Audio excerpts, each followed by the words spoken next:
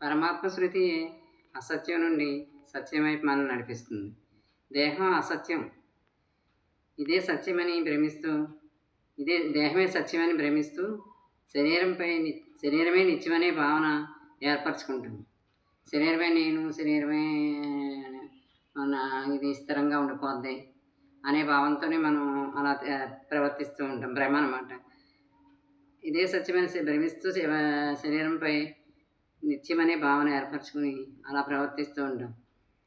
మనల్ని మనం వంచన చేసుకుంటూ ఉంటాం. అది అప్పుడప్పుడు ఆ సత్యం మనకు బయటపడినా, ఇతరుల మరణాలు అవి చూసినప్పుడు అది మనం అనుకున్నా కూడా మనం వంచన చేసుకుని మనం అలా ప్రేమిస్తూ ఉంటాం అన్నమాట. జన్మ జన్మ సంస్కారాల నుండి, మృత్యువు నుండి అమృతత్వం వైపు నడిపించాలి. జన్మ సంస్కారాలని జన్మ సాఫల్యాన్ని ఎలా అంటే సఫలం చేసుకుంటూ ఉంటే మృత్యువు నుండి అమృతత్వం వైపు నడిపించాలి. అసతోమా సర్గమయ, తమసోమా జ్యోతిర్గమయ, మృత్యోర్మ అమృతంగమయ శ్లోకం ఉంది కదా, అదనమాట. అలాగా మన జన్మ సాఫల్యం అంటే ఏంటి?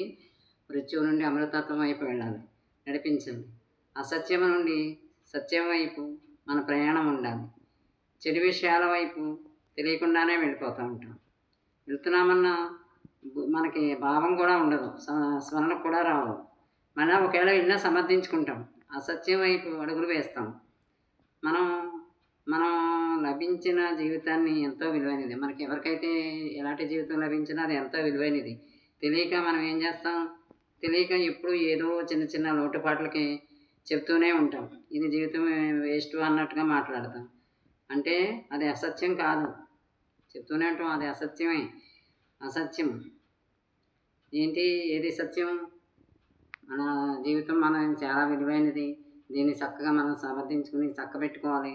మనం చక్కగా దీన్ని చేసుకోవాలి. సత్యాన్ని, జీవితాన్ని ప్రేమించాలన్నవి ఒకటి నిజం అన్నమాట.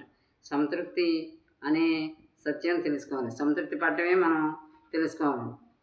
సంతృప్తి నేర్చుకోవాలి, లేకపోతే ఇది అంతం ఉండదు కోరికలకి. సత్యం లేని జీవితం వెలితిగా ఉంటుంది.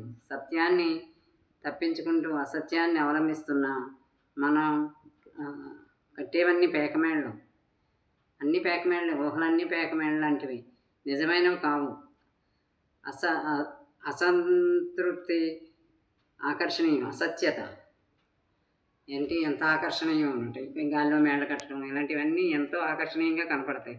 సత్యతను ఒప్పుకుంటూ మనల్ని మనం నడిపించుకోవాలి. సత్యం ఏంటో మనం ఒప్పుకోవాలి. ఎప్పుడు కూడా సత్యాన్ని మనం మరుగుపరచకూడదు. నిజమేంటి? సత్యం.